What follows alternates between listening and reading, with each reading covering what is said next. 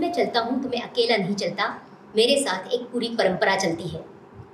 यह बात किसी के बारे में यदि सच होती है तो वो पंडित संतोष संत जी है। जी हाँ मित्रों, अ मेलोडियस लिरिकल जर्नी की ओर से आज हम स्वागत करने जा रहे हैं एक ऐसे व्यक्तित्व का जो अपने साथ एक पूरी परंपरा को लेकर चलते हैं। शास्त्रीय संगीत में मेहर घराने की अपनी एक विशेषता है। मेहर घराने के पंडित हरिप्रसाद चौरसिया जी के शिष्य पंडित संतोष संत जी आज हमारे साथ हैं और हमें बहुत खुशी हो रही है कि वो आज उनकी यात्रा हमारी जर्नी में बताने जा रहे हैं। नमस्ते सर। नमस्कार। मैं सबसे पहले तो आपसे यही जानना चाहूँगी कि आपने अपनी यात्रा किस तरह से शुरू की, आपका बचपन और उसके बाद में आप हरिप्रसाद जी तक कैसे पहुँचे? मेरी यात्रा बस ये यात्रा में ऐसा रहा कि पिताजी का साथ बहुत जल्दी छूट गया, जबकि वो ही हमें म्यूजिकल संस्कार जो शास्त्रीय संगीत के हमारे ऊपर पड़े वो उनकी वजह से पड़े। उनकी वजह से, क्योंकि उनके शिष्य परंपरा थी, बहुत बड़ी शिष्य परंपरा। ग्वालियर मेरे पिताजी ग्वालियर घराने के थे और ग्वालियर घराने के शास्त्रीय गायक थे। तो ग्वालियर की परंपरा में वो सिखाते थे। उनका जो खुद का इंस्टीट्यूट भी था और दिन रात उनका यही काम था कि सबको बुलाना, रियाज चल रहा है, पूरे दिन शिष्य आ रहे हैं, एक बैच आ रही, दूसरी जा रही है, दूसरा शिष्य आ रहा है, तीसरा जा रहा है। तो वो सिखाते थे उनको और मैं बहुत ही छोटा। और होता क्या था, पिताजी के यहाँ कोई शागिर्द आया, वो सीख रहा है तानपुरा लेके, तानपुरा मिलाने से लेके चुका है, तो वो तानपुरे ट्यून कैसे किए जाए ये तक ट्रेनिंग पिताजी देते थे बच्चों को। तानपुरा ट्यून हुआ है, वो गंधार उसमें जब तक सुनाई नहीं दे तब तक तानपुरा ट्यून नहीं माना जाता। किसी भी राग में तानपुरा मिलता तो एक गंधार का स्वर आता है, जबकि गंधार का तार होता नहीं है तानपुरे में। उसको उसकी एक्यूरेसी की पहचान है, जब तानपुरा अच्छे से ट्यून हो जाए तो एक स्वर सुनाई देता है। तो वो उसकी एक्यूरेसी कैसे आती है, ये वहीं से मेरे मन में जो है वो सब आने लगा कि मिला रहे। जब अच्छे से ट्यून हो जाता था तो वो लेके फिर आँख बंद कर, अच्छा गाना शुरू नहीं करते थे। पिताजी का ट्रेनिंग ऐसा था, तानपुरा ट्यून हो जाए तो गाना शुरू नहीं करना, पहले आँख बंद करके तानपुरा सुनते रहना 15-20 मिनट तानपुरा सुनते थे। और वो क्या सुन रहे, मैं भी सुन रहा हूँ, मैं बैठा हुआ बिस्किट के बहाने चाय बिस्किट देने आया हूँ तो मैं बैठा हूँ, क्योंकि मुझे खाली प्लेट और वो कप भी मेरी ड्यूटी थी कि वो उसका हो जाए तो मैं जाऊँ। तो मैं उतने पीरियड में वो तानपुरा जा रहा, अंदर जा रहा। और कमाल का ट्यून करना पिताजी ने सिखाया था लोगों को, शागिर्दों को। तो वो जो मिल जाता था पूरा, तो वो वातावरण पूरा संगीत में, मतलब और कमरे का जहाँ रियाज होता था उसका वातावरण बदल जाता। और वो वातावरण कब जाने वो अंदर मुझे असर करता गया, ये मुझे ही पता नहीं चला कब। फिर पिताजी का आना होता था आधे पौने घंटे बाद, चलो बंदिश कौन सी बंदिश अपनी चल रही थी, कौन सी सिखाई थी, शुरू करता है बंदिश। तो उसमें फिर पिताजी सिखा रहे। अब अच्छा मेरे को क्या है, मेस्मराइज वो सम्मोहिनी होती है, वो असर करने लगा, मतलब सम्मोहन होने लगा उसका संगीत का सम्मोहन। हाँ, मतलब वो जो तानपुरा अंदर गया ना, वो मुझे उठने नहीं दे रहा, पिताजी सिखा रहे, बैठा हूँ, पिताजी सिखा रहे। वो फाउंडेशन ऐसी पड़ी ना, अभी भी मेरे मन से निकलता ही नहीं है वो। मैं मतलब रिकॉल कर लेता हूँ उसको। उस रूम में अभी आपको मैं बता रहा हूँ, मेरे को लग रहा है मैं उस रूम में बैठा हूँ जहाँ पिताजी सिखा रहे हैं। तो ये पावर जो आई है रिकॉल करके, मैं मतलब बड़ी बात नहीं बोलना चाहता, पर ये सरस्वती जब थोड़ा आपको थोड़ा ब्लेस करने लगती है तो वो आपकी इच्छा अनुसार आपको आपके पसंद के संगीत की जगह पे, चाहे वो दिन बीत गए, वर्षों बीत गए, पर मैं अगर चाहूँ कि यार मेरे को पिताजी की क्लास में मुझे पहुँचा दो, मैं उनका इतना ले नहीं पाया, तो वो ईश्वर की कृपा से मैं वहाँ जाके पहुँच जाता हूँ और पेस्ट हो जाता हूँ। फिर मैं उसका आनंद लेता हूँ, फिर वापस अपनी दुनिया में आ जाता हूँ। बस ये है और कुछ नहीं।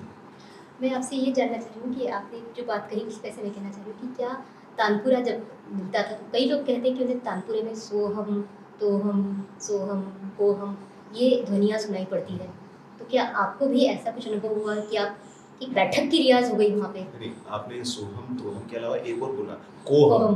तो कोहम ये हमें बताता तानपुरा ही है। वही मैं कह रही हूँ कि वो आपको एक क्या होता है, देखिए अभी हम जो श्वास लेते हैं ना, श्वास भी रिदम में चलता है। श्वास जो हमारा चलता है वो रिदम में चलता है। इसी तरह तानपुरा भी चलता है, वो भी रिदम में चलता है। तो उसकी ध्वनि एक तरंग जो है, उसकी एक लय होती है,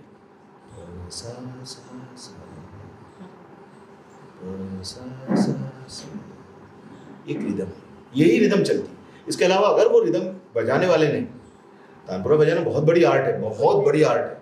मैं मतलब उसको बहुत बड़ी विद्या समझता हूँ। सा सा सा ये जो चलता है ना, इसकी रिदम अगर बिगड़ गई तो तार बिगड़ गए। उनकी जो आपस में जो एक दूसरे को कॉम्प्लीमेंट करती हैं श्रुतियाँ संगीत की, जो तार है ना सारे, वो एक दूसरे को कॉम्प्लीमेंट करते हैं। जब अच्छे से ट्यून हो गया तो वो कॉम्प्लीमेंट करते हैं, फिर गंधार उत्पन्न होता है। गंधार, जबकि गंधार का तार है, वो गंधार उत्पन्न हो जाता है। तो वो सोहम कोहम और वो जो लय है, वो सारी, आप कुछ भी उसको नाम दे दो, वो लयबद्ध तरीके से सामने आता है। मतलब लय वहाँ छुपी है। जी, पर आप ये शास्त्रीय गायन की परंपरा से वादन और वो भी बांसुरी में किस तरह से आ गए? अरे वो हमारे यहाँ क्या था, कंठ संगीत ही चलता था, दिन रात गायन की आवाज़ है। तो मुझे वो गायन से अट्रैक्शन हुआ, पहले बांसुरी से अट्रैक्शन। परंतु हुआ क्या कि जैसे अब 25 बच्चे पिताजी के पास सीख रहे हैं, उसमें बच्चे भी हैं, बड़े भी हैं, उससे बड़े भी हैं, कुछ तो प्रोफेसर हो गए थे, प्रोफेसर होने के बाद भी आते थे सीखने संगीत के। तो मैं क्या समझता था, मेरे को लगता था मैं इसमें से अलग कैसे दिखूंगा, मैं भी 25 लोगों का एक हिस्सा बन जाऊंगा। मतलब मेरे लिए वो दुनिया वही थी, पिताजी के 25 लोग ही मेरी दुनिया थी। मुझे ये मालूम नहीं था बहुत बड़ी दुनिया है। तो वो 25 की दुनिया में मैं एक 26वां अलग दिखना चाहता था, कि भाई मैं बैठा हूँ, मेरा सब अलग हो। तो अलग कैसे हो, वो भी आलाप कर रहे हैं, मैं भी कर रहा हूँ, अलग कैसे होऊंगा। तो मेरे दिमाग में खुरापात, वो फोटो में देखा उनको बजा रहे हैं भगवान कृष्ण। अच्छा, मैंने कहा ये भी कुछ चीज बजा रहे हैं। फिर थोड़ा पढ़ रखा था, अमर चित्र कथा आता था। हाँ, मेरी नानी क्या है, मेरे को अमर चित्र कथा ला के देती, तो भगवान की, कृष्ण की, उसमें बाल्यकाल का सब वर्णन रहता था। ऐसी मेरे पास 4-6-7 अमर चित्र कथा थी जिसमें भगवान कृष्ण की बाल लीलाएं थी। अब उन बाल लीलाओं में सबसे ज्यादा मुझे अट्रैक्ट करती थी ये ये बाल लीला। मैंने कहा ये बाल लीला बढ़िया है, पक्षी चाहो तो बुला रहे हैं, गाय को चाहो तो बुला रहे हैं, गोपिकाओं को चाहो तो बुला रहे हैं, डंडा गिल्ली खेलने वाले को, फ्रेंड्स को बुला, बंदर जो भी उनके सब आ रहे हैं वहाँ। ये बाल लीला है, सबसे बेस्ट बाल लीला है, तो अपन भी यही बाल लीला करो। तो वो 26वां आदमी दिखने के लिए मैंने वो पिकअप किया ही, ये वाला बात, क्योंकि उसकी बाल लीला पढ़ी थी मैंने। और आप जो कह रहे हैं कि बांसुरी जो है बांस से बनी है, इसलिए हम उसे बांसुरी कहते हैं। अब बांसुरी में भी कई प्रयोग हो रहे हैं, तो उन्हें हम किस कैटेगरी में या उन्हें किस श्रेणी में हम डालेंगे? वो बांसुरी ही कहेंगे या उन्हें कुछ और कहेंगे? अब वो जमाना बदलता है ना, तो लोग ज़्यादा प्रयोग करने लगते हैं। जी, अब वो मेरे को बड़ी हंसी आती है कभी कभी, ट्यूबलाइट की बांसुरी बनाई। हाँ, पीओपी की नहीं, किस लिए बनाई, उसका रीजन है। ट्यूबलाइट की बांसुरी, कंडक्ट पाइप की बांसुरी, किस लिए बना रहे हैं? कांच की बांसुरी, कांच को गला के उसको बना किस लिए? गिनीज बुक बनाने के लिए। बांसुरी के प्रति या संगीत के प्रति प्रेम है, इसलिए नहीं बना रहे। वो Guinness book of world record में हमारा नाम आना चाहिए। मैंने कहा तो हमारा भी सकता है उनसे, तो कैसे आपका क्यों आएगा? आप तो बांस की बांसुरी बजाते हो। मैंने कहा ऐसे आएगा कि हमने शीर्षासन करके बजाता हूँ। मेरा नाम मेरे को गिनीज में डालना है तो मैं शीर्षासन करूंगा, शीर्षासन में बांस की बांसुरी बजाऊंगा, आ जाएगा। आप ट्यूबलाइट की, कंडक्ट पाइप की सब एक तरफ रह जाएंगे, हमारा नाम आ जाएगा। ये खिलवाड़ है, खिलवाड़ नहीं होना चाहिए। सोल वाला संगीत है ये, हमारा शास्त्रीय संगीत हमारी चीज़ है, और हमारी चीज़ के साथ हम प्रयोग कर रहे हैं, तो कैसे हो गए? और फिर उसको बांसुरी बोल रहे हो आप, बांसुरी, बांस शब्द उसमें है ना, तो कैसे बांसुरी बोल सकते हो उसको आप? वो तो कुछ भी हो जाता है, कोई दूसरा इंस्ट्रूमेंट नाम दे दो, फ्लूट दे दो। एक आदमी ने क्या कर दिया, अब देखो कैसे कैसे प्रयोग, वर्ल्ड रिकॉर्ड में ही नाम आने के लिए उनने साहब किए। आप बैठिए, यहाँ से लेके वो कोने तक एक बांसुरी बनाई, पकड़ी जा नहीं रही, तो उसमें स्टैंड लगाए, जैसे माइक्रोफोन कैमरे का स्टैंड है, यहाँ एक स्टैंड, वहाँ एक स्टैंड। मैंने कहा ये बजाओगे कैसे? कहीं मैं फूकूंगा और एक आदमी दौड़ दौड़ के उसको जी, मैंने कहा कौन सा वाद्य है यार, अजायब घर में रख दो यार, हमारे वाद्य को बदनाम मत करो, आप हमारे वाद्य को बदनाम मत करो। पर दो चीज़ें आपके बात से मुझे समझ में आई कि एक तो कलाकार को कर्तव्य दिखाने वाला नहीं होना चाहिए, मतलब कर्तव्य करना है तो आप सर्कस में जाइए, जादूगर बन जाइए। और दूसरा जो आप कह रहे हैं कि यदि ये कला है तो क्या इसमें नए प्रयोग नहीं होने चाहिए? नए प्रयोग होने चाहिए, पर इसे अजीब से प्रयोग नहीं। कैसे किसी ने लीवर लगा दिया, एक बांसुरी बनाई और नीचे का वो म नहीं लगता, प नहीं लगता, ये नहीं, तो उनने बांसुरी में एक लगा दी लकड़ी, इतनी बड़ी चेयर की, इतनी बांस की, एक एक्स्ट्रा तोड़ के उसमें लगा दी, बांध दिया उसको, ये कर दिया, फिर उसको एक गद्दी लगाई, फिर गद्दी को आप प्रेस करो, तो प्रेस करने से ये स्वर बजेगा। अरे आपके कितने हाथ हैं? 2, मैं एक तीसरा और चिपका दूं तो मतलब बड़ा अजीब सा नहीं लगेगा। और फिर क्योंकि उस हाथ से काम करो, कैसे करेगा? उसमें संचार तो होना चाहिए उस हाथ से। उस हाथ में आपको भगवान ने 2 ही हाथ दिए, आप 2 ही हाथों का इस्तेमाल करोगे, अच्छे से काम करेंगे, तीसरा हाथ आपका पड़ा रहेगा बाहर, कितना भी उसको कर लो आप, तो नहीं होता है वो प्रयोग। काय में होनी चाहिए वादन शैली। वादन शैली आपकी जो आप जिसमें नई नई शैलियों का नए नए फ्रेजेस बनाओ, नए नए पैटर्न्स बनाओ। कोई ध्रुपद पैटर्न से बनाता है, कोई गायकी अंग से बनाता है, कोई दोनों को मिक्स कर देता है, कोई थोड़ा सा फ्यूजन करता है। वो सारे प्रयोग करो। वाद्यों के स्वरूप के साथ खिलवाड़, पवित्र वाद्य दिया है भगवान ने, वह बांसुरी है, सिर्फ बांस है, कुछ है ही नहीं उसमें। पवित्रता की एकदम एक्सीलेंट मिसाल, न चमड़ा, न खूंटी, न तार, न कुछ, सीधा हॉलो बांस है। मन की भावना उसमें डालो, वैसा आपको संगीत देगा। ये प्रयोग। आप उन तक कैसे पहुंचे, पंडित जी तक आप कैसे पहुंचे? ये बड़ा बड़ी देर से आप इस चीज ये, की क्यूरियोसिटी थी, उन तक कैसे पहुंचे? हाँ, क्योंकि मुझे ऐसा लगता है कि एक आप कह रहे थे, उससे अलग बात मुझे अलग बात ये लगती है कि आपको वही गुरु मिलता है जिसके आप काबिल रहते हैं। मतलब आपने थोड़े पहले एक बात कही थी कि यदि गुरु से आपका लगाव नहीं है तो आपको गुरु को छोड़ देना चाहिए, ऐसा आपका वक्तव्य है। लेकिन मुझे ऐसा लगता है कि आपको वही गुरु मिलता है जिसके आप काबिल है। यदि आप पंडित हरिप्रसाद चौरसिया जी के काबिल है तो आपको वो गुरु मिल गए। तो आपकी काबिलियत आपने उस तक कैसे आपने मर्ज किया खुद को? नहीं देखिए, ये आपकी जो अंतरात्मा की पुकार होती है ना, मतलब आपने पहले डिसाइड कर लिया, सोच लिया है ये कर। तो मेरे यहाँ क्या था कि मेरे यहाँ तो संगीत बहुत भरपूर अवस्था में था। संगीत शुरू से, संगीत में पले बड़े, आपको पता है हमारे यहाँ जब बच्चा पैदा होता है तो 5वें दिन 5वीं पूजन होता है। आप भी, you are also Maharashtra, you know the all the tradition of Maharashtra. 5वीं के दिन 5वीं का पूजन होता है, उसको देवी स्वरूप मानते हैं, 5वीं पूजन बोलते हैं। 5वीं पूजन में हमारे यहाँ, मेरी 5वीं पे मुझे गोद में डाल दिया गया था पिताजी की, और पूरी रात गाना बजाना। 9 बजे से शुरू हुआ, सुबह दूसरे दिन 9 बजे तक शास्त्रीय संगीत के एक से एक कलाकार, ग्वालियर घराने के पंडित कृष्णराव शंकर पंडित, राजा भैया पुचौले, बाला साहब पुचौले, एकनाथ सारोलकर, एक से एक गोपीनाथ पंचाक्षरी, सब बैठे हुए हैं और गाना चला, महफिल पूरी रात। अब वो संस्कार जाएंगे कहाँ? अच्छा, वो भी जब पेट में थे तब भी हम, क्योंकि अब पिताजी तो रियाज ही कर रहे दिन रात, और मदर तो रहती उन्हीं के साथ, जा रहा है वहीं से भी इनडायरेक्ट वे में, बीजारोपण सब वहीं से हो गया था। तो अब क्या होता है, ईश्वर की एक व्यवस्था होती है, वो हर एक को उसका एक वो दे के भेजता है कि तुमको इतने साल पृथ्वी पे या इतने साल तुमको मनुष्य देह में रहना है, उसके बाद तुमको चले आना है। ये सब डेटा फिक्स होता है, सब प्री प्लान होता है ईश्वर के। तो ईश्वर ने हमारे पिताजी के इसमें आयु उतनी लिखी थी उनकी कि आपको वो यहाँ तक रहना है, आपके नसीब में पुत्र सुख है, परंतु ज़्यादा दिनों तक नहीं। 4 बहन, मतलब मेरी 4 बहनें, 2 बहनें तो एक्सपायर हो गई थी, सब मेरी से बड़ी थी। जो 2 है अभी, उनकी 4 बहनों को मैं पैदा हुआ तो वो पुत्र तो उनको एक खुशी को दर्शन जैसा हो गया, महाराज जो दर्शन, पुत्र सुख तो मिल गया, पर बहुत सालों तक वो निभा नहीं पाया। और वो क्या कहते थे, अभी छोटा है, अभी उसको खेलने दो आराम से। तो वो आराम से कहा, अच्छा हमें भी घर की मुर्गी थी, हम तो पता है कि कभी भी सीख लेंगे, इतना बड़ा खजाना है घर में, और खेलना कूदना ही वहाँ हो रहा है, सीख लेंगे।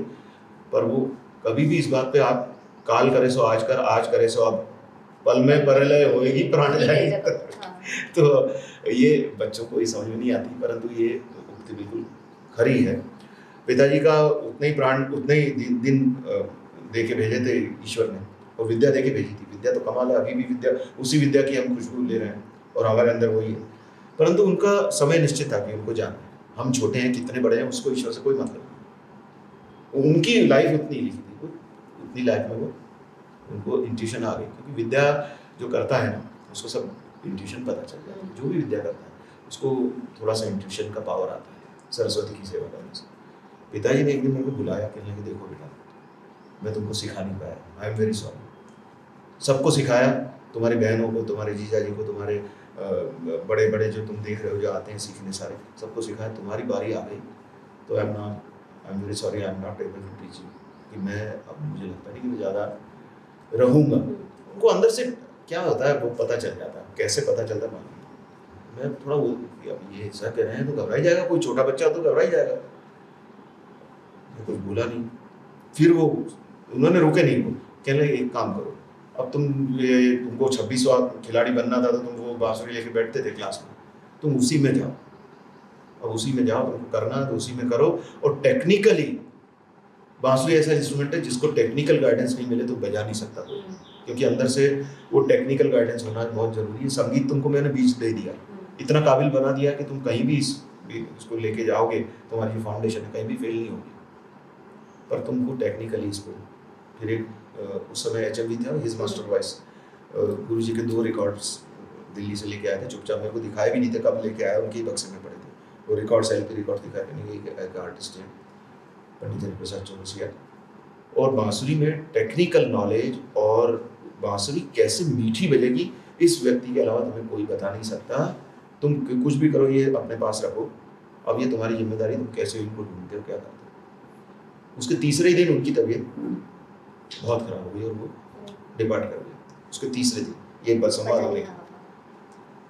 तो बस अब ये एक उद्देश्य रह गया था जीवन का, ठीक है भाई अब करें क्या। वो तो चले गए, घर में परिस्थिति ऐसी कि मैं बहुत छोटा, मदर मेरी किसी तरह सर्विस करके चला रही थी, वो सर्विस कर रही थी इसलिए घर चल रहा था। अब ठीक है भाई क्या करना है, क्या नहीं करना, क्या करना क्या नहीं करना। इसी उदयपुर में मैंने कहा चलो रेडियो एक चक्कर लगा लेंगे, रेडियो में बड़े बड़े आर्टिस्ट आते जाते हैं। रेडियो में गए, रेडियो में भले आदमियों की कमी नहीं समझा। मैं रेडियो गया, छोटा बच्चा था, मेरे हाथ में बांसुरी देख के पंडित श्री राम उमड़ेकर मेरे पहले गुरु मेरे को थे, कहने क्या नहीं मुझे थोड़ा सा ऑडिशन कैसे होता है, रेडियो में कैसे जाते हैं, कैसे बजाते हैं, वो मेरे को थोड़ा सा। तो कहले पहले तुम कौन हो? मैंने कहा ऐसा, अरे तुम उनके लड़के हो? उनके तुम तो खानदानी हो तुम। हमने खानदानी तो हूँ, पर वो तो चले गए, जो खानदान का सिरमौर थे वो तो चले गए, और मैं क्या होगा मेरा, मैं तो बस इसी में वो डिप्रेशन में आने लगा था। यानी उनके लड़के तो ऐसे जानो वाया नहीं गेला पाहिजे, मराठी में कहावत है, मुलगा वाया नहीं गेला पाहिजे, मतलब ये वेस्ट नहीं होना चाहिए। चलो कल से आओ, ऑडिशन की तैयारी करो, पर ऑडिशन में बजाना क्या है ये मैं बताऊंगा, तुमको क्या मालूम, तुमने कभी रेडियो की सीढ़ी चढ़ी है क्या? मैंने कहा नहीं चढ़ी। तो बस तो फिर रेडियो की तो चढ़ना है, तो वहाँ पर मैं जाने लगा तो रेडियो का ऑडिशन में निकल गया उनकी कृपा से, उमड़ेकर जी की कृपा से नहीं पास हो गया। हमको सब टेक्निकल वो काम ही रेडियो के लिए करते थे। तब से मुझे एक और अट्रैक्शन पैदा हुआ रेडियो का जो अट्रैक्शन पैदा हुआ कि अपनी आजीविका जो है मुझे रेडियो को ही बनानी है, ये मेरे को वहाँ से एक ये पैदा हुआ। अब मैं साहब ऑडिशन पास कर गया, प्रोग्राम होने लगे। मैं जैसे ही रेडियो की कंपटीशन में फर्स्ट आया, ऑल इंडिया रेडियो की, मुझे सीधा कौन सा प्रोग्राम ऑफर हुआ? तानसेन संगीत समारोह। ओह क्या बात। इंडिया का सबसे प्रेस्टिजियस माना जाने वाला, क्योंकि भाऊ साहब खिरवड़कर उस समय डायरेक्टर थे कल्चर। अच्छा। अब वो जब कंपटीशन का प्राइज डिस्ट्रीब्यूशन चल रहा था तो वो सुनने बैठे थे वहाँ पैनल में, है तू आ जाओ तो बासरी कुठे होता इतने दिवस, कहाँ थे इतने दिन तुम, चलते बायोडाटा थे। अरे खेल में ये सब चल रहा है। मैंने कहा बायोडाटा मेरा क्या होगा, जैसे अभी मैंने ऑडिशन दिया, पास हुआ नहीं, जब फटाफट एक फोटो भेज मेरे को, फोटो दे मेरे को। अब उस समय तो भेजने का कि जेब में जो पासपोर्ट साइज फोटो था, उनने जाके भोपाल में कल्चरल डिपार्टमेंट में जाके सीधा कि he will play the flute, he is a prize winner, gold medal winner in all India radio. Career देखो कैसे उछलना होता था। अब आशीर्वाद किसके होंगे? पिताजी के ही होंगे। सोल उनकी मेरे लिए तड़प के गई है, वो मेरे लिए काम करेगी। तो वो काम मैंने किया और बस वहाँ से मेरे को मेरा पहला प्रोग्राम तानसेन संगीत समारोह सब पब्लिसिटी हुई। फिर मेरे को भोपाल में अभिनव कला परिषद में, मध्य प्रदेश कला परिषद और दुनिया भर के कुमार गंधर्व कुमार जी की डेथ जो हुई थी, उसकी पहली डेथ एनिवर्सरी पे मेरे को प्रोग्राम देवास में फर्स्ट एनिवर्सरी जो उनकी थी 91 या 92, पंडित अजय चक्रवर्ती को कुमार गंधर्व सम्मान मिला था, उसमें मैं परफॉर्म, उनके पहले अजय जी के पहले मैं परफॉर्म कर रहा। राग भी ऐसे ढूंढता था, इतना जोश था ना, किरवानी बजाऊंगा। क्या कॉन्फिडेंस कहाँ से आता था, और ईश्वर की दया से। पर ये सब चलते चलते एक कोने में पिताजी के ग्रामोफोन रिकॉर्ड्स जो दिए हुए थे वो मेरे को परेशान करते थे।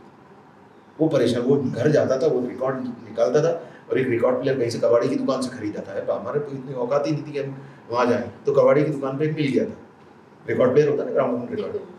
वो 2 रिकॉर्ड जो उन्होंने दिए थे गुरु जी के, पंडित जी के, उसमें एक गुजरी थोड़ी बजाया था उन्होंने, दूसरे में पीलू बजाया था, मिश्र पीलू और बागेश्वरी, मतलब 2 साइड रहती थी, एक में पूरा गुजरी थोड़ी, एक में मिश्र पीलू और एक में बागेश्वरी और मिश्र पीलू। रोज मैं सुनता था, रोज, और सुन के वो पिताजी इनसे मिलो, अरे इनसे तो मिलो, पर मिलूं कैसे मैं, मेरे को पता ही नहीं कुछ। अब वो संयोग ऐसा हुआ कि मेरी बीच वाली सिस्टर, मतलब मेरे से बड़ी वाली सिस्टर, एक सबसे बड़ी दीदी है जो बजाती है सितार और गाती भी है, उनसे छोटी वो भी सितार बजाती है, उनका रिश्ता बॉम्बे में। अच्छा। और उनके हस्बैंड बॉम्बे में शुरू से एस्टेब्लिश थे। अब वो कहने लगे तू एक काम कर, छुट्टियों में आ जा, कॉलेज की छुट्टियाँ लगेगी तो आ जा 1 महीने की। आ तो जाऊँगा मैं, परंतु एक आर्टिस्ट का पहले आपको मेरे को उनका घर का पता लगेगा, उनके घर जाके रेकी करके आओ कि यहीं रहते हैं कि नहीं, यहीं रहते हैं कि नहीं। कहने लगे कौन है? मैंने कहा उस समय मेरे पास ब्लैक एंड व्हाइट वो फूजी कलर का कैमरा आता था। हाँ। मेरे कहा मैं भेजता हूँ आपको, कौन है, उसका फोटो लिया, एलपी रिकॉर्ड कर, वो फोटो उनको बाय पोस्ट हाँ, डाक से। बाय पोस्ट भेजा। बाय पोस्ट के ये तो बड़े आर्टिस्ट हैं। मैंने कहा हाँ बड़े तो छोटे आर्टिस्ट को ढूंढने के लिए क्यों बोलूँगा। तो ये तो बहुत फेमस नाम है और शायद एक फिल्मों में भी मैंने कहा सर हर जगह व्याप्त हैं, वो सर्वव्यापी ही नाम है उनका। तो क्या चाहते हो, मैंने कहा नहीं इनका घर पता कर दो कहाँ रहते हैं, तब मैं आऊँगा, नहीं तो नहीं आऊँगा। गए बेचारे, गए वो खार में गए, खारदांडा में सावित्री, खार में 19th रोड पे गुरुजी का घर था, फ्लैट था बड़ा सावित्री, 19th रोड पे जाके पता करके आए। तो खुदा न खास्ता उनका एक क्लाइंट भी वहाँ निकला, उनका बिजनेस था एसी का, हाँ। एसी सप्लाई करते थे, तो उनका एक क्लाइंट भी उसी बिल्डिंग में निकला, गुरुजी की बिल्डिंग। तो ऐसा कुछ भाग्य ने चक्कर चलाया, कहने लगे हाँ अब आ जाओ। मैंने कहा आ जाओ, हाँ पता कर लिया घर, नहीं घर तो पता कर लिया है, और ऐसे थोड़ी कि किसी घर पे पहुंच जाओ, पता कर लिया आपने और मैं कैसे पहुंच जाऊंगा, नहीं तुम आ जाओ पता कर लिया। ठीक है चलो अब आ गया। बहन क्या ही तो जा रहा हूँ, सगी बहन है, रुक गया वहाँ महीना भर। अब महीना भर में मैं रोज चक्कर लगा रहा हूँ खार के, घूम रहा हुआ घर के चारों तरफ, सावित्री लिखा हुआ घर के ऊपर, उनके बंगले का जो घर का टेरेस फ्लैट, बड़ा फ्लैट है उनका, टेरेस फ्लैट, उस पर सावित्री लिखा हुआ। अब चक्कर लगा रहा हूँ 19th रोड पे सावित्री, बस वो नाम रट रहा हूँ, जाना कहाँ है, कैसे जाना, कौन सी बेल बजानी, कुछ नहीं मालूम।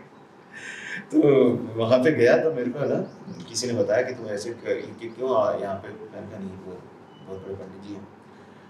तो कहने लगे तुम वो एक जगह सिखाते हैं, वहाँ के चक्कर लगाओ, यहाँ तो कौन घुसने देगा दर को, तुम जानता नहीं पहचान नहीं कौन, चक्कर लगा रहा हो घर के किसी के भी, तो तुम वहाँ पे वो सिखाते हैं। कहाँ पे, कहने लगे वहाँ पे स्कूल है बैंड्रा में, सेंट पैट्रिक नाम है स्कूल, ट्रस्ट का स्कूल है, क्रिश्चियन स्कूल, उनको पास जगह नहीं है घर में इतनी बड़ी, सीखने बहुत लोग आते हैं, तो वो वहाँ सिखाते हैं। कितने बजे सिखाते हैं, सुबह 11 बजे रोज, और क्या अगर वो बम्बई में होते हैं तो रोज, और बाहर होते हैं तो फिर बंद हो जाता है, फिर आते हैं फिर सिखाते हैं। ये बढ़िया किया है। ये अच्छा है, एक टारगेट मिल गया। तो मैं साहब पता किया सेंट पैट्रिक्स, फिर जीजा जी मेरे जो बहन के हस्बैंड थे, फिर उनके पीछे लगा, वो एक स्कूल का नाम था, वो पता करके आओ, तो कहाँ है वो, अब वो बेचारे मेरे लिए नौकर का काम कर कि कौन है इस स्कूल में, कौन पढ़ता है, मैंने पढ़ता नहीं, मैं पढ़ूंगा, पढ़ाने वाला पढ़ेगा। तो मैं सेंट पैट्रिक्स स्कूल पता कर लिया, एक दिन खिड़की में से वो पहुँच गया वहाँ हाल तक, सिखा रहे थे। अब उसके चक्कर लगा रहा रोज, जा नहीं रहा हूँ अंदर, लगा रहा हूँ चक्कर 4-5 दिन चक्कर लगा। मैंने कहा यार ऐसे कैसे होगा, ऐसे नहीं होगा, चलो घुस जाओ अंदर, वो घुस गया। तो मैंने कहा मैं आपसे सीखना चाहता हूँ, तो सिखा रहे थे, बहुत सारे स्टूडेंट बैठे थे, बहुत सारे लड़कियाँ भी थी, लड़के भी, फॉरेनर्स, आधा तो फॉरेनर्स से भरा रहता था उस समय। तो कहने लगे अच्छा कहाँ से आए हो, क्या आए हो, ये कहने लगे मैं अभी व्यस्त हूँ, अभी ये काम हो नहीं सकता, नए स्टूडेंट्स को बना नहीं पाऊंगा, लगन देखना है ना भाई, पहले लगन नहीं, अभी ये काम मैंने बंद किया हुआ है, नए स्टूडेंट्स मैं सिखा नहीं पा रहा हूँ, बहुत व्यस्त रहता हूँ, बहुत दूर से रहते हैं, ये रहते हैं, बाद में आना कभी देखेंगे, फिर मुँह लटका के बाद में आना, फिर देखेंगे। बैठे रहे, मैंने कहा इसका तोड़ तो निकालना पड़ेगा, कि मुझे चैन नहीं पड़ रहा, पिताजी ने बोला, मैं क्या करूँ, अब मैंने एक चाल चली, मैं वो सावित्री देखा हुआ था, मैंने इनकी एब्सेंस में जब ये क्लास में रहते थे उस समय गया, जब ये मुझे पता था ये इस समय क्लास में रहेंगे, अब उनके घर चलो, तो वो क्लास में और मैं उनके घर, मैंने बेल बजा ली, गुरु माँ ने श्रीमती अनुराधा चौरसिया, लकीली उस दिन हाउस होल्ड में किसी ने दरवाजा नहीं खोला, उन्होंने दरवाजा खोला, मैंने कहा माँ जी नमस्कार प्रणाम, पाँव वहाँ पे सिर रख दिया उसी समय, हाँ वो सब तो ठीक है, बोलिए तो सही क्या है, मैंने कहा ऐसा है माँ जी, मैं ग्वालियर से आया हूँ, हाँ तो क्या करूँ मैंने कहा करूँ क्या है, मैंने कहा ये वो एलपी रिकॉर्ड अपने झोले जो पिताजी ने दिए थे वो झोले में थे, निकाल के दिए, ये देखिए, हाँ ये तो इनके रिकॉर्ड्स हैं, इनके मतलब उनके किसी समझ जाओ, इनके बोल, हाँ उनके ही है, तो ये क्या है, ये तो क्या के लीला है, नहीं आपको मैं बताऊँ, ये ना मेरे पिताजी ने जाते जाते मुझे मेरे हाथ में ये रिकॉर्ड्स दिए है और कहा है कि अगर बांसुरी बजानी है, गाना में जानता था, गाना सीखता था शुरू में उनके साथ, परंतु कहते अगर बांसुरी बजानी है तो ये ही नाम तेरे को तारेगा और कोई नाम तेरे को तारेगा नहीं। अब मैं नहीं कुछ जानता वहाँ पे वो कैसे उनसे बात करना क्या होता है, ये आपके सरेंडर है और मैं भी आपके सरेंडर।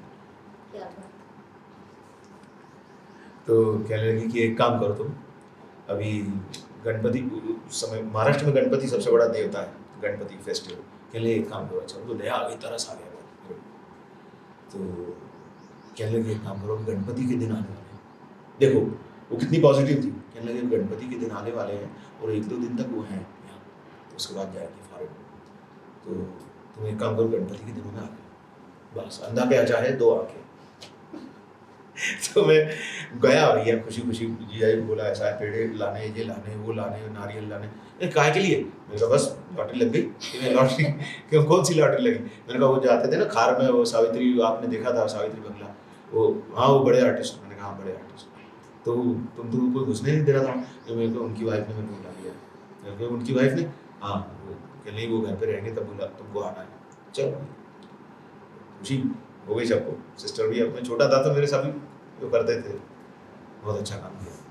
ये चुपचाप चलना, आप अंदर मत आना, मैं बाहर, हाँ उनको बोलना आप तुमको अंदर नहीं आना, तुम बाहर खड़े रहो दरबार बन के। उनके साथ गया और सीधा माँ जी ने बुलाया था, और याद था उनको, मैंने बेल बजाई तो उनके सर्वेंट ने बोला, बलराम नाम का उनका सर्वेंट था, उड़ीसा से आया हुआ, क्या, मैंने कहा नहीं माँ जी ने बुलाया, माँ जी का बोला, गुरु जी का बोला ही नहीं। अच्छा तो गया अंदर, आइए आइए आइए, मैंने कहा इतना छोटा बच्चा उसको आइए कह रही है, नहीं तमीज़ की बात है, कोई संस्कार नहीं, आइए आइए बैठिए।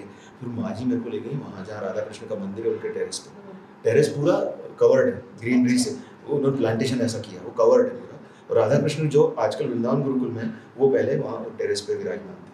वो कहने लगी वहाँ बैठ जाओ, आप थोड़ा शुरू कीजिए, मैं देखती हूँ गुरु जी क्या कर रहे हैं।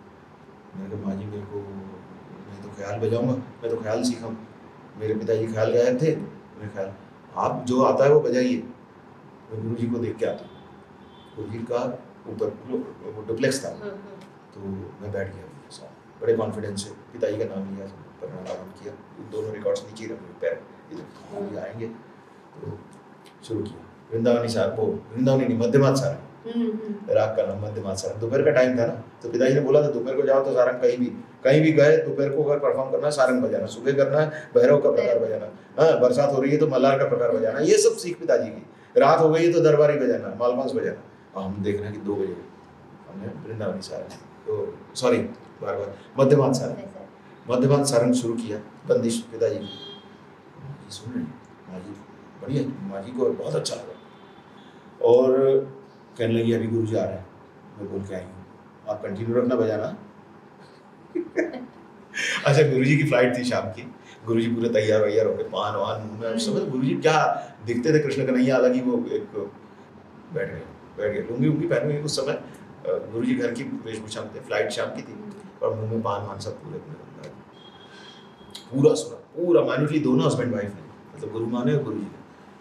नहीं कहने लगे ये नहीं चलेगा हमारी परंपरा में, क्योंकि हमारी परंपरा का जो बजाना है वो हमारा मीण और गमक जो हमने डिस्कवर किया है, उस तरह का हाथ रखना पड़ता है तब तो वो बजता है, नहीं तो बजेगा ही नहीं तुम्हारा, कैसे बजेगा, तुम हाथ वैसा नहीं रखो बजेगा ही नहीं तुम्हारा, हाथ गलत रख के और प्रैक्टिस कर तो नहीं होगा। तो मैं क्या करूँ गुरु जी, कहने हाथ वैसा होना चाहिए, तो मैंने गुरु जी को प्रॉमिस किया, गुरु जी मैं कोशिश करता हूँ, मैं आपके जैसा हाथ, आपकी परंपरा का हाथ में करके आ जाता हूँ, फिर मैं आपके पास आता हूँ। पाँव को हाथ लगाया, सब किया, और मैं फिर मेरे को उसी दौरान, देखिए आप, मैं धीरे धीरे मैच्योर होता जा रहा हूँ, उस समय अपॉइंटमेंट की जो एज थी वो 20 साल थी, ऑल इंडिया रेडियो में 22-23 का होते होते मुझे ऑल इंडिया रेडियो जम्मू का अपॉइंटमेंट, 4 साल का ब्रेक लिया मैंने, ऑल इंडिया रेडियो जम्मू में मुझे अपॉइंटमेंट आया, मैंने ज्वाइन कर लिया। मैंने कहा, मैंने डिसाइड किया था जहाँ फर्स्ट अपॉइंटमेंट आया वो ज्वाइन करना, उसके बाद कलकत्ता में भी हुआ, अहमदाबाद में भी हुआ, 4 जगह एक साथ सिलेक्शन हुआ, तो मैंने डिसाइड किया था कि पहला अपॉइंटमेंट जहाँ आएगा मैं ज्वाइन करूँ, मैंने वहाँ ज्वाइन किया, और मैंने माता वैष्णो देवी के चरणों में, वो जब त्रिकुट पर्वत लगा हुआ है कटरा, मैंने माता का रानी को कहा कि भाई ऐसा है कि मेरी साधना सफल कर दो, मैं तेरे चरणों में आया, हर सैटरडे संडे में त्रिकुट पर्वत पे जाता था माता के चरणों में विनती करने, मैं लकी था ना, सैटरडे संडे छुट्टी, अकेला प्राणी, बैचलर लाइफ, कहाँ भैया चलो त्रिकुट पर्वत पे गुफा में, वो लोगों को जाने नहीं मिलता, हम वहाँ जा रहे हैं हर सैटरडे संडे, प्रसन्न हो गई मेरे, और रोज मैं स्टूडियो में, मेरे को डायरेक्टर, जो हमारे डायरेक्टर थे, बाद में डायरेक्टर जनरल बने फैयाज शहरयार साहब, वो हमारे डायरेक्टर थे, अच्छा। वो डीजी बने एआईआर के, अभी रिटायर हुए 3 साल पहले, वो मेरे डायरेक्टर थे कि dear you are doing a lot of patiently, you are doing your riyaz and practice and all thing, I am giving you free hand, whatever you want to do, just do and do your riyaz and practice. I am very happy with you. क्या बात, ये मुझे मेरा DG कह रहा है, office का जो हेड है वो मुझे कह रहा है। मैंने कहा sir, go dear, don't worry, just play your flute, whatever you want to do. मैं फिर प्रसन्न। मतलब देखिए, अभी पिताजी को छीन लिया गया प्रकृति ने मेरे से, परंतु उसके बदले में वो मुझे कुछ ना कुछ देती जा रही, राह दिखा रही। ये लॉ ऑफ अट्रैक्शन का, क्योंकि तथास्तु सब होता है ना वहाँ से। मेरा डायरेक्टर मेरे को बोला, तुमको जब मर्जी तुम बजाओ, जितना मर्जी बजाओ, जब रिकॉर्डिंग होगी तुम बुला लिए जाओगे, जब रिकॉर्डिंग में तुम्हें बजाना हम बुला लेंगे, नहीं तो all time you do your practice. AC के स्टूडियो, सब इंफ्रास्ट्रक्चर, ये रेडियो का इंफ्रास्ट्रक्चर बड़ा, सब मैं कहीं भी जाके बैठ रहा हूँ, बजा रहा हूँ। संडे के दिन, सैटरडे संडे वैष्णो देवी पे चला गया तो ठीक, जब नहीं गया तो मैं स्टूडियो में आ रहा हूँ, स्टूडियो में आके बैठा बजा रहा हूँ। तो ये वहाँ वो उन 4 सालों में मैंने अपना जो हाथ गुरुजी ने बोला था वो चीज कर, मतलब रोज उसकी प्रैक्टिस करना। असंख्य दर्द, मैंने सर से कहा, फरियाद सहर साहब से, कि मैं I am not able to play my solo because of I am doing this process, my hand is not properly correct, so I am doing this process to change my hand style of hand. तो वो हाथ जो अभी 4 साल का gap हो गया, 4 साल के गैप में ऑल इंडिया रेडियो जम्मू मेरे ऊपर इतना मेहरबान, उनके डायरेक्टर मेरे ऊपर मेहरबान, 4 साल में पूरी पोजीशन रियाज कर ली जैसा गुरुजी चाहते थे। ऐसे पकड़ता था मैं, टिप्स से बजाता था, टिप्स, ये पूरा गुरुजी जैसे चाहते थे वैसा हाथ हो गया। खुश मैं बहुत बजा के देखा, अकेले बजा के देखा, खुद का वीडियो तो नहीं था उस समय, मिरर में देख के बजाना कि मेरा पोजीशन ठीक है कि नहीं, जैसा गुरुजी चाहते थे वैसा है कि नहीं, ये मिरर में देख के प्रैक्टिस करना। तो वो जब मेरे को पूरा विश्वास हो गया कि ना I am able to play like Guruji, holding the flute like Guruji, ये राइट हैंड जैसा गुरुजी बोले थे वैसा है, तो बस फिर मैं चीज़ आई, मैं फिर आ गया सीधा जन्माष्टमी के दिन। देखिए कैसे कैसे दिन मुझे अवेलेबल हुए। पहले जब गया था तब गणपति के दिन थे, दूसरी बार जब मैं गया तो जन्माष्टमी फेस्टिवल का टाइम, जब गुरुजी के यहाँ 24 घंटे का बांसुरी वादन होता है, घर में ही होता था, उनके पास बिल्कुल नहीं था उससे। तो मैं घर पहुँच गया तो वो माहौल मिला फेस्टिवल का। शाम को जन्माष्टमी की तैयारी चल रही थी, घर गया तो बिछाई दिए वो सब डेकोरेशन, शाम को चला गया। फिर शाम को एग्जैक्ट 2 घंटे पहले मैं पहुंचा, पर वो सब होने के क्योंकि गुरुजी फिर बिजी हो जाते हैं, तो मैंने उनको दिखाया चेंज हुआ। तो गुरु कृपा जो शुरुआत हुई, गुरु कृपा की वो शुरुआत थी मेरी, गुरु कृपा की। गुरु की कृपा बरसने लगी, बरसना चालू हो गई। आपको विश्वास नहीं होगा, वो हाथ देख के गुरुजी इतना खुश हुए कि माँ जी को बोलते हैं पूजा की थाली लाओ, इसका गंडा बंधन होगा। माँ जी ने पूजा की थाली करवाई, वहाँ पे नारियल मिठाई सब उनकी तरफ से, मैं कुछ ले ही नहीं गया हूँ, वो ही भगवान के सामने रखा हुआ मेरे को दे रही है कि ये तुम उनके चरणों में प्रभु, ये तुम्हारी आज की गंडा बंधन। तो वहाँ मेरा गुरुजी ने मेरा गंडा बंधन किया, गंडा बंध शाकिर, ये ईश्वर की कृपा। वहाँ गंडा बंधन हुआ, रेशम की डोरी और गंडा साथ में माँ जी खुद लेके आ रही है, बांध रहे हैं गुरुजी, और फूल हार मिठाई सब वहीं के वहीं उनका ही उनको लेके दे रहा हूँ। अब मुझसे कुछ कोई नहीं। और एक गिफ्ट दिया गुरुजी ने उसी समय, वो देख के खुश हो गए, कहले अभी मैं अगले हफ्ते आ रहा हूँ ग्वालियर, तानसेन फेस्टिवल में, तुम बैठ जाना मेरे साथ बजाने। क्या बात, इमीडिएट। दूसरी बार तानसेन, पहली बार नहीं, वो तो हाँ वो मैं सोलो जब मेरे को मिल चुका था, पर गुरुजी की संगत करना, वो भी इतने बड़े फंक्शन, गुरुजी की संगत बहुत बड़ी बात थी ना। मेरा सोलो बोलो सब भूल गया था, तब तो मैंने ऐसी स्टाइल में बजा कर दे दिया था, मेरी स्टाइल ही अलग थी, उसी में मैंने प्रोग्राम दे दिया पहला तानसेन। लेकिन आपको गायन सुनने में इतना आया था तो इसलिए आपको मींड समझ में जल्दी आ गई थी कैसे? नहीं, वो तो सब रचा बसा था। हाँ, तो वो नहीं आप निकासी कर पाए इस वजह से। वो तो मैं तब भी निकाल लेता था जब मेरी इंग्लिश प्रॉपर नहीं थी। ओके। परंतु क्या था कि टेक्निकल लिमिटेशंस होती है हर इंस्ट्रूमेंट की, वो उंगली का वैसा रखाव टेक्निकली थोड़ा सा लिमिटेशंस डाल रहा था, जो गुरुजी को मंजूर नहीं था, है ना। अब मैंने गुरुजी की जीवनी तो पढ़ी थी ना, गुरुजी ने गुरु माँ से, जब गुरुजी पहले बजाते थे राइट से, गुरुजी ऐसे बजाते थे, तो गुरु माँ बोली कि तुम तो उस्ताद ऑलरेडी पंडित लगा हुआ था उन्हें नाम के आगे, अन्नपूर्णा देवी से जब गए सीखने, कहेंगे तुम तो पंडित बने बैठे हो।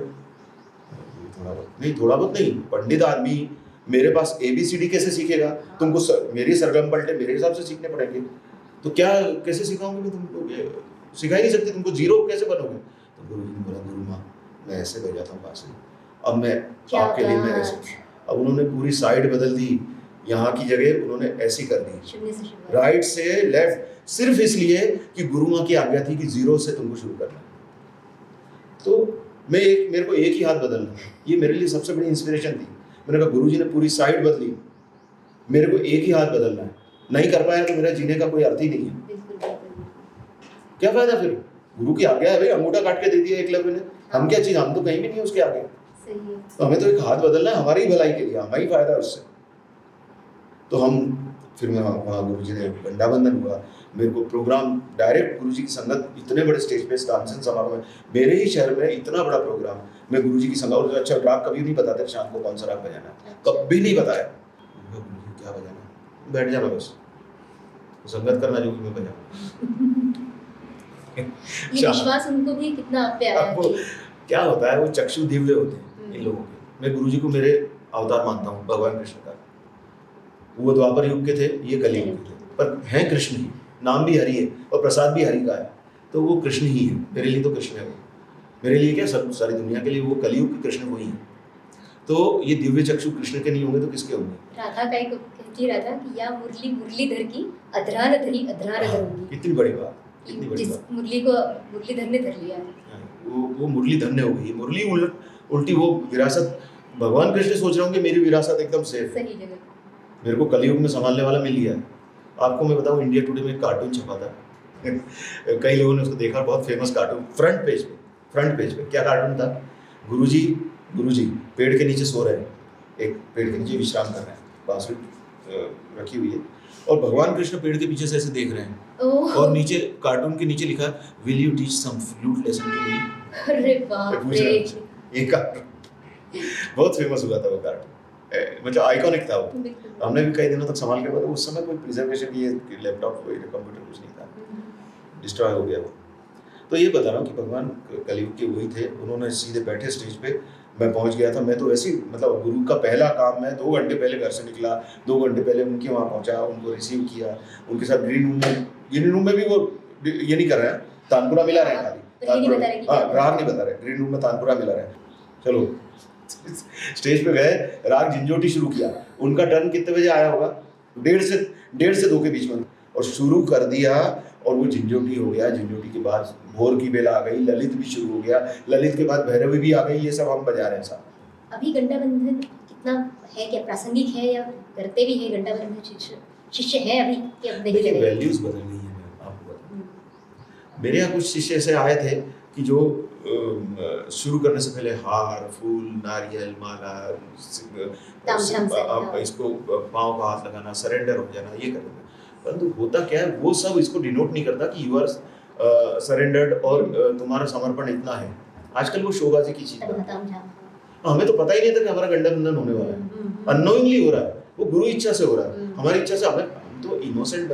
क्या होता है, आपका अहंकार, आपका मीपना, आपका ईगो, आपका ये सब इस दरवाजे के बाहर छोड़ के गुरु की दहली पे पांव रखते हैं, तो वो आपको उसके बाहर छोड़ के आना पड़ता है, और फिर आपको अंदर एंट्री, जीरो बिल्कुल खाली करके, फिर जैसी प्रभु की इच्छा होती है, गुरु की कृपा होती है, वैसा आपके साथ होता है।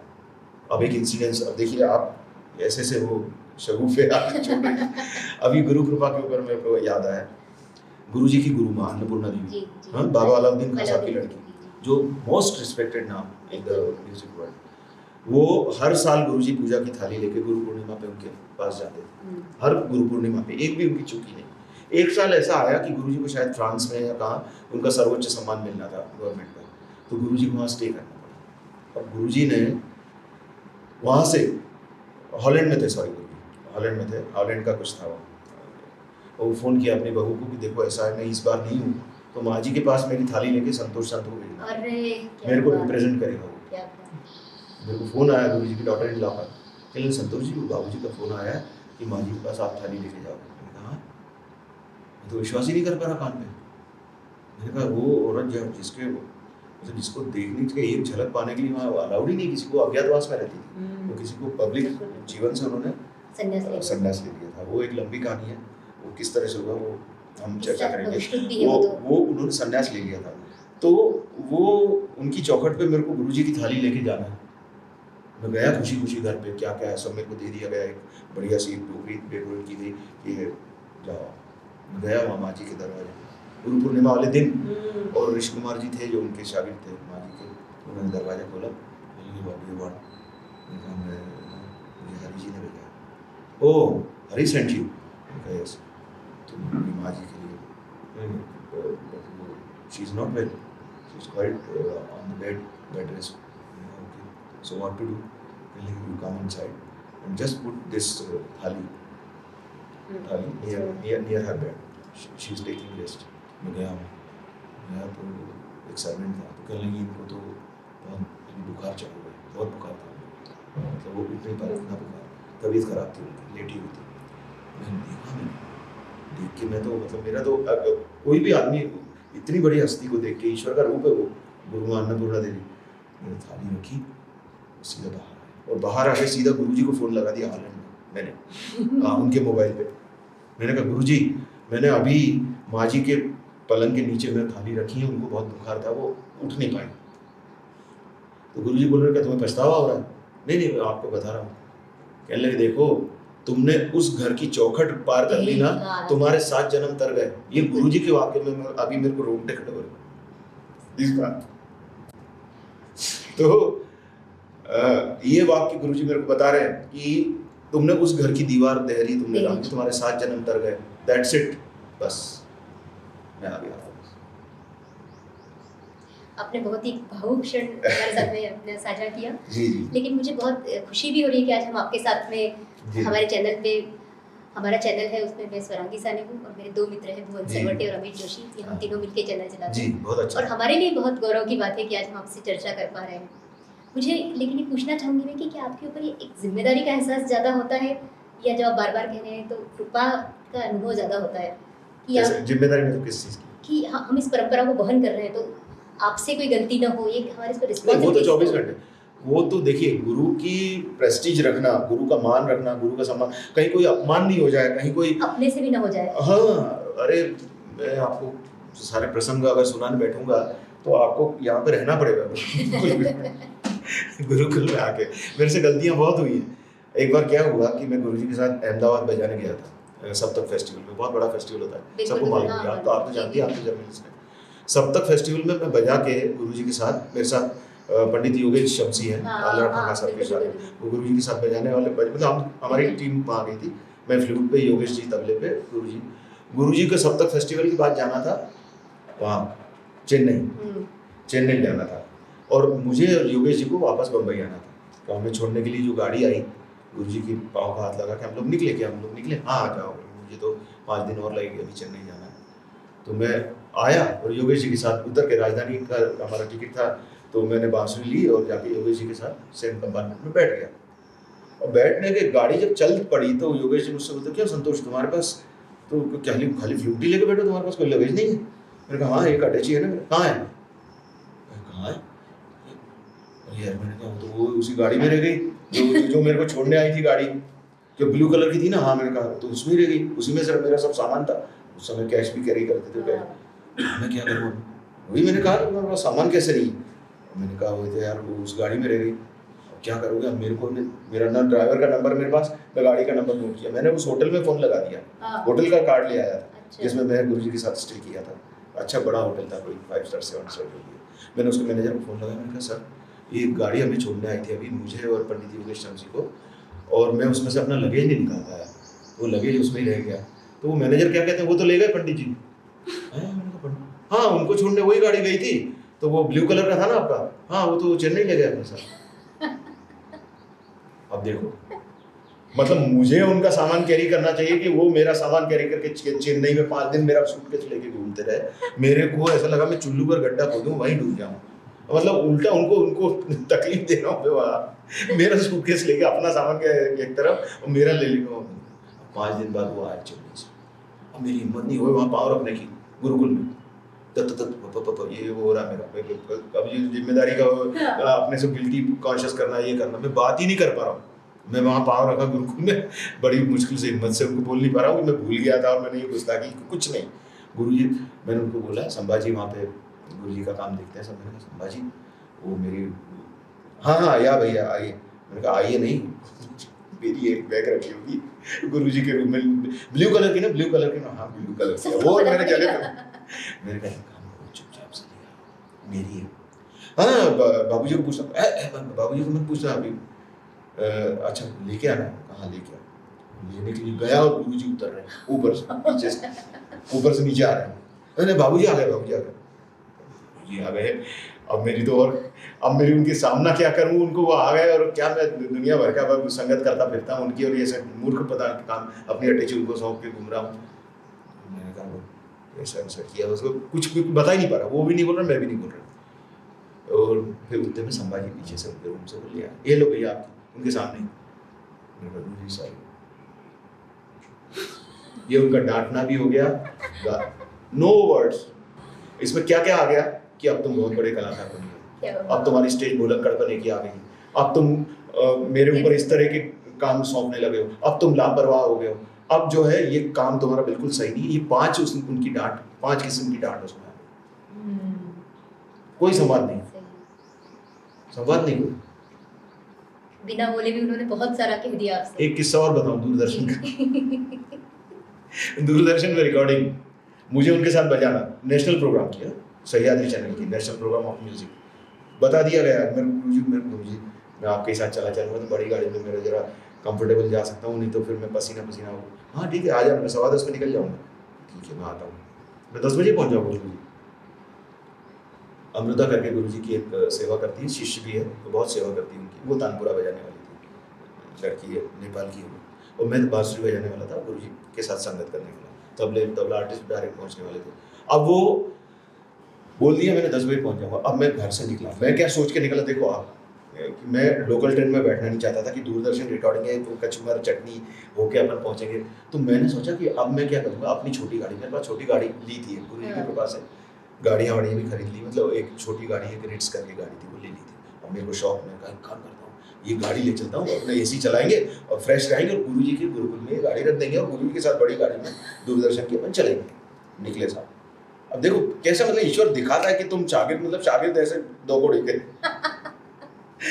तो घर से निकला, बाहर कुर्ते उड़ते 2-3 रख ली थी, उन्होंने बोला था 2-3 कुर्ते रख के आना, बैकग्राउंड थीम के हिसाब से तुम्हें कुर्ते चेंज करने हैं, मैं बताऊंगी। प्रोड्यूसर थी शैलेश श्रीवास्तव, हमारी मैं बड़ी दीदी मानता हूँ उनको, और रिटायर हो गई, बहुत साल तक वो प्रोड्यूसर रही म्यूजिक की। तो कहने लगी मैं बताऊंगी तुमको संतोष है, तुम लेके आओ 4-5 कुर्ते, पंडित जी का तो मैंने बता दिया क्या करना है, तुम्हारा मैं बताऊंगी। 4-5 कुर्ते एकदम क्लफ लगे हुए बढ़िया, और सब अपनी गाड़ी में। हम निकले घर से, बोरीवली से मलाड तक पहुंचे, हमारी गाड़ी पंचर। बॉम्बे का ट्रैफिक बोनट टू बोनट, मैं उतनी मार्जिन लेके निकला था, bonnet to bonnet traffic, office time सुबह का, और मेरी गाड़ी में पंचर। इतनी बड़ी गाड़ी, अब मैं ढकेल के किसी तरह किसी दुकान पे खड़ा हो गया, पसीना पसीना, अब क्या होगा, अब क्या होगा। भैया रखी उस दुकानदार से, मैंने कहा भाई साहब मेरे ऊपर एक मेहरबानी कर दो, मेरे को किसी के छोड़ने जाना है एयरपोर्ट पे, कुछ तो भी बहाना लगाया, और ये मेरी गाड़ी आप शाम तक रख लो प्लीज़। कोई गाड़ी से ट्रैफिक पुलिस उठा के ले जाती है, बॉम्बे में बहुत ऐसा है, कहीं भी छोड़ी उगाई गाड़ी। तो उसने कहा अच्छा ठीक है, वो भला आदमी था, उसने कहा ठीक है कब ले जाओगे, मैंने कहा 6-7 बजे आऊँगा प्लीज़। ठीक है, पंचर हो गई, मैंने कहा क्या करूँ, स्टेपनी लगाने का टाइम नहीं, टूल बॉक्स निकालने का, गुरुजी की याद, चेहरा दिख रहा मुझे गुरुजी का। तो या दौड़ते भागते वहाँ से ऑटो किया, ऑटो से अंधेरी स्टेशन पहुँचा, अंधेरी स्टेशन से गुरुजी के घर फिर ऑटो किया, और ऑटो करके वहाँ पता चला संभाजी बाबूजी तो निकाले गए, अरे हाँ 10:15 आपका वेट किया उन्होंने 10 मिनट, आप 10 बजे आने वाले थे, तो 10:10 पे निकल गया। फिर पसीना पसीना, फिर वहाँ से अंधेरी स्टेशन ऑटो से, फिर लोकल ट्रेन का इंतजार, फिर वो वर्ली पहुँचना है, दूरदर्शन में महालक्ष्मी स्टेशन पर उतरना है। बॉम्बे की लाइफ आपको मालूम ही है ना, अब वहाँ तो अच्छे भले आदमी पसीने से लथपथ रहते हैं, हम तो बैग कुर्ता हमारा चिपका हुआ, सब चिपक गया था, सब क्या रिकॉर्डिंग बजाएंगे। तो जो 3-4 कुर्ते थे, उम्मीद थी कि वो हम बदलेंगे, वहाँ वो बदल, हम बैठे लोकल ट्रेन में, जैसे जैसे उतरे महालक्ष्मी स्टेशन पे, सुबह का टाइम, टैक्सी नहीं मिले, किसी तरह शेयर टैक्सी को 50 रुपये ज़्यादा देके मैं उसमें लदा। अब मेरे को चीफ प्रोड्यूसर शैलेश जी जो थी मेरी दीदी, उनका फ़ोन आया, बच्चों आज तुम्हारी खैर नहीं, आज तुम्हारी खैर नहीं। क्यों ऐसा बोल रही दीदी, पंडित जी रेडी होके मेकअप करके सब कुछ करके, पंडित जी रेडी है, तुम्हारी सीट खाली है, लाइट्स ऑन कैमरा ऑन, बस तुम्हारा वहाँ पे कमी है, और आज तो तुम्हारी पंडित जी जो है दिखा देंगे तुम्हारी औकात। मैंने कहा दीदी ऐसा मत बोलो, मैं बाहर चक्कर लगा रही हूँ, खुद तुम्हारे चक्कर में मैं टेंशन में हूँ, पूरी टीम वहाँ है, पंडित जी रेडी है बस प्ले करने के लिए, मैं क्या करूँ, मैं क्या बताऊँ उनको, रामायण ये हुआ वो हुआ, वहाँ गया यहाँ, फिर पसीने पसीने उतरा, भागा दौड़ा, ये बाहर शेरनी की तरह घूम रही थी। अब मैं तो बकरी था उस समय, तो खाने दो यार, तो चलो फटाफट देखो अभी पंडित जी तुम्हारा क्या हाल करते हैं। मेरा ठीक आ रहा हूँ भगवान, all is well, all is well. सही में वो झूठ नहीं बोल रही थी। मैं सेट पे पहुंचा, सेट एकदम रेडी था, एकदम लाइट्स वाइट सब पूरा कुछ, तबला प्लेयर, तानपुरा प्लेयर, बस सिर्फ मेरा जिस गोल स्टेज पे मैं बैठने वाला था वो खाली पड़ा था। तो पहुंचा तो कुर्ते लाए हो, कुर्ते लाए हो, मैंने कहा ला। गुरुजी बोले जो है वही उसमें बैठो, शुरू होने वाला है, जो है उसको उसमें बैठे। मेरे ऐसा ब्राउन सा अजीब सा कुर्ता था जो चिपक गया था पसीने से। अब गुरुजी कह रहे हैं तो ऐसे बैठो, हाँ ऐसे बैठो। गुरुजी ने कुछ मालूम नहीं है क्या बजाने वाले, शुरू बैठते ही मेरा कुर्ता चिपका हुआ एसी से ही वो सही हुआ, वहाँ की एसी से। मैंने इशारे से मैंने कहा मेरा शॉट मत लेना आप अभी, और कुर्ता सूख जाने दो। तो गुरुजी कुछ बता नहीं रहे क्या बजाना है, और उस दिन उन्होंने अपना खुद का बजाया हुआ एकदम कठिन राग, एकदम खतरनाक राग, प्रभात नहीं जानबूझ के नहीं, वो ऐसा उनकी आदत थी, उनको बजाना था अलग, क्योंकि दूरदर्शन में रिपीट हो चुका था ना राग, दूरदर्शन कुछ नया देना है, तो उन्होंने अपना बनाया हुआ राग, सोनू निगम आए हुए एंकरिंग करने, एंकरिंग कौन कर रहा है, सोनू निगम। और सोनू निगम, अब आप पद्म विभूषण पंडित हरिप्रसाद चौरसिया को मैं आपके सामने आप प्रस्तुत कर रहा हूँ। संगीत के राष्ट्रीय अखिल भारतीय सम्मेलन में आज पंडित जी प्रस्तुत करेंगे उनका अपना बनाए हुए राग प्रभातेश्वरी। हमारी स्थिति से वही नाम सुन के मैंने कहा ये सबसे कठिन राग है, इन्होंने बताया भी नहीं मेरे को, और मैंने बजाया ही नहीं था। मैंने कहा क्यों बजाऊं, गुरु जी का राग है, गुरु ने क्रिएट किया हुआ, जब अधिकारवत सीखेंगे तो सीखेंगे। शुरू कर दिया प्रभातेश्वरी, हम भी शुरू हो गए प्रभातेश्वरी। प्रभातेश्वरी राग मैंने वहीं सीखा, क्या मैं आपको बताऊं, मैंने कई राग गुरु जी से स्टेज पे ही सीख लिए। स्टेज पे एक बार एक राग का मूड नहीं बन रहा था, 8 दिन का टूर था गुरु जी के साथ, तो कहने लगे कुछ थोड़ा सा अनईजी हो रहा है क्या तुमको इस राग में? हाँ ठीक है, अगली 7-8 कॉन्सर्ट में यही बजेगा। अच्छा। हाँ, उसके बाद की जो कॉन्सर्ट हुई और प्रिपेयर हो गया, उसके बाद की जो हुई, जब टूर खत्म करके आया तो मैं एक्सपर्ट हो गया उस राग में, एक्सपर्ट हो गया, वो मैंने सोलो में बजा दिया अपनी रिकॉर्डिंग। वो कौन सा राग था? वो था ये था, वो भी गुरुजी का बनाया हुआ था, हरिप्रिया था या कुछ, गुरुजी ने कुछ राग बनाए हैं, मंगल ध्वनि करके एक राग बनाया, मंगल ध्वनि, वो भी गुरुजी का ही बनाया हुआ है, इस टाइप का राग था।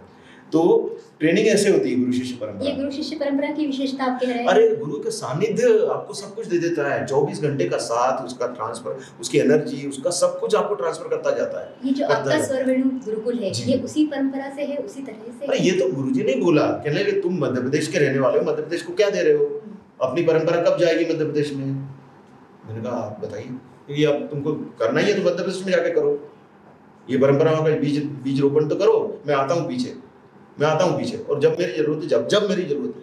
अच्छा। ये शब्द है गुरु जी का, जब मेरी जरूरत है, I will be there for you. आपको ऐसा लगता है कि कभी वो आप में अवतरित होते हैं, आप में आता है, ऐसा लगता है कभी बजाते हुए?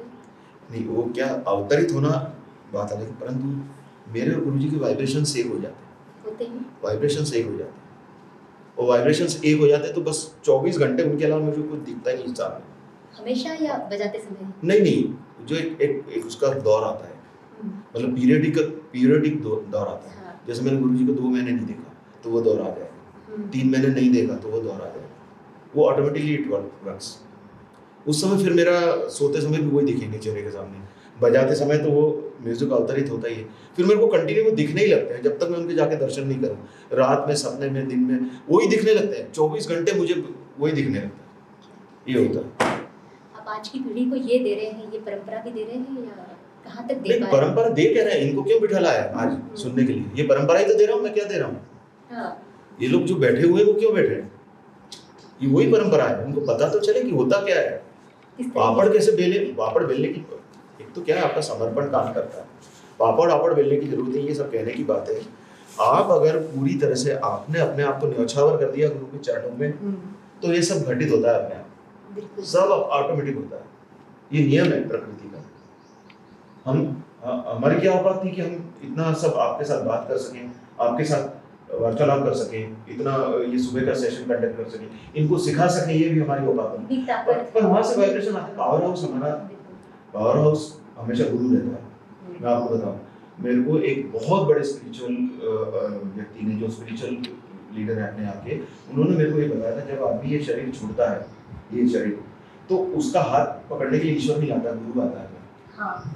गुरु उसको ले जाता है, अपग्रेडेशन उसकी सोल का। कि हम गुरु से आज्ञा लेते हैं कि मैं आपके शिष्य को ले जाऊं के यहाँ से, नहीं जो भी है, मतलब सोल का अपग्रेडेशन का एक जो प्रोसीजर चल रहा है, आपको पता है अधोगति होती है, और उर्दू गति में। तो उर्दू गति में जैसे जैसे सोल जाएगी वैसे वैसे उसको सोल को सुपर सोल, जैसे गुरु जी के बारे में मुझे बताया गया कि इनका 7वां जन्म है बांसुरी के साथ, इसलिए ये अब सुपर सोल हो गए। तो उनकी और मैं जीवन पूछने संगिनी क्या हो गई गया? है, वो बांसुरी उनकी जीवन संगिनी हो गई। जीवन संगिनी हो गई है, बांसुरी धन्य हो गई। मैं पूछने क्या गया था कि मेरी उस समय क्या कंडीशन होती थी कि मुझे ना मेरा किसी भी परफॉर्मेंस के बाद मेरी तबीयत खराब हो जाती थी। हाँ, तो मैं बड़ा परेशान था कि परफॉर्मेंस के एग्जैक्ट बाद मेरी तबीयत क्यों खराब होती है, क्यों मतलब मैं मतलब ये मतलब हो ही गया था, नियम हो गया था, कहीं भी अच्छा परफॉर्म हुआ मेरी तबीयत खराब, मेरी तबीयत। उन वाइब्रेशंस को आप नहीं, तो मेरे को ये बोली वो जो हमारी स्पिरिचुअल गाइड थी, वो ये बोली कि भाई तुम जो है ना अभी तुम्हारे पर बहुत लोगों की ये बोलने की बात, ये सब क्या, क्योंकि विश्वास की बात है, कुछ अंधविश्वास मानते हैं, कुछ मानते हैं, पर कुछ मानते हैं कि नेगेटिविटी इज देयर। कहते हैं कि नेगेटिविटी, अभी तुम्हारे नेगेटिव लोग आसपास आ जाते हैं, आसपास आ जाते हैं, और जिनसे ये सहन नहीं होता, तुम अपनी सोल को सुपर सोल बनाओ, जैसे तुम्हारी अब गुरु भक्ति से ही होगी और किसी भी उसमें होगा नहीं तुम्हारा गुरु भक्ति से। कहने लगे तुम्हारे गुरु जी जो पूरे वर्ल्ड टूर करते हैं उनको कभी नजर लगती है, उनको कभी ऐसा होता है? मैंने कहा नहीं। तो क्यों नहीं होता तुम्हें मालूम है इसका? ये कहने सोल का अपग्रेडेशन है, he is a super soul, और सुपर सोल की तरफ ये तुम्हारा तीसरा जन्म है उनके साथ। क्या बात। मेरे को बोल ये सब ध्यान लगा के बताती थी, उनका बांसुरी के साथ 7वां जन्म, तुम्हारा तीसरा जन्म, ये और परिपक्व हो गए। जीवन के जब 50 साल क्रॉस कर लोगे तो ये अनुभव तुम्हें दिव्य दृष्टि से आने लगेंगे, जो अब आ रहे हैं मुझे, कि भाई क्या होता है, कैसे नेगेटिविटी को दूर लात मारते हैं अपन, और कैसे पॉजिटिविटी हावी होती है। ये वाकया मुझे जब गुरुजी लता जी के घर ले गए, गुरुजी के साथ मैं लता जी के यहाँ गया था। लता जी भी एक दिव्य सोल थी, मतलब वो सुपर सोल थी जैसे गुरुजी थे, और दोनों का भाई बहन का रिश्ता, राखी मतलब गुरुजी सगे भाई से ज़्यादा रिश्ता उनका। तो मैंने गुरुजी से बोला था मुझे दर्शन कब मिलेंगे लता जी के, तो कहने लगे कल शाम को ही जाना, कल शाम को मीटिंग है, चलो कल आ जाओ। आ गया मुझे गुरुजी के साथ, लता जी के घर चले। लता जी के घर गए तो लता जी जैसे ही आई, अंदर एंट्री हुई लता जी की, तो लता जी के अंदर से तो वो किरणें फूट रही, जैसे गुरुजी का ऑरा बना हुआ है वैसे उनका भी ऑरा, वो दिव्य, जो दो सुपर सोल आपस में बैठ के जाती, दो सोल्स के दर्शन हो रहे हैं। क्या हुआ? तो गुरुजी कह रहे मराठी में बात करो मेरे से। मैंने कहा गुरुजी हाँ हरी जी बोलता था, तो कह रही लता जी से मराठी में बात करो, मराठी में बात। दीदी नमस्कार, मी संतोष संता सदसा हरिजींचे शागिर्द। बस मामला ही खत्म यहाँ, उसमें ही सब आ गए। हाँ, मैंने दीदी के चरण में बहुत भाग्यशाली, देखिए मेरे फिर गूज बम्स इसलिए रोंगटे खड़े हो जाते हैं कि गुरुजी को क्या जरूरत थी मेरे लिए ये सब, मतलब वो जा रहा हूँ मैं वहाँ उनके चरणों पे पैर रख रहा हूँ, पहले लता जी के फिर गुरुजी के, ये सब गुरुजी इशारा कर उनके पैर रखो, उनके चरणों में, मेरे तो रोज ही रखते उनके रखोगे।